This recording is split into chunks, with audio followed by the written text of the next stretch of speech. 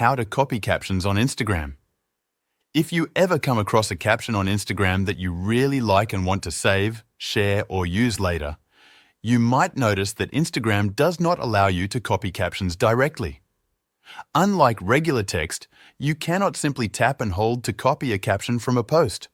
However, there is a simple trick to get around this limitation, and I will show you exactly how to do it. First, open the Instagram app on your phone and find the post that contains the caption you want to copy. If the caption is long, you may see a More button at the end of it. Tap on More to expand the full caption so that all the text is visible. Since Instagram does not provide a direct copy option, the next step is to take a screenshot of the post. If you're using an iPhone, press the volume up button and the side button at the same time to take a screenshot. If you're using an Android device, press the volume down button and the power button together to capture the screen.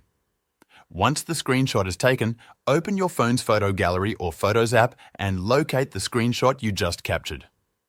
On both iPhone and Android, your phone has a built-in text recognition feature that allows you to extract text from images. Tap and hold on the caption text within the screenshot. Your phone should automatically recognize the text and highlight it.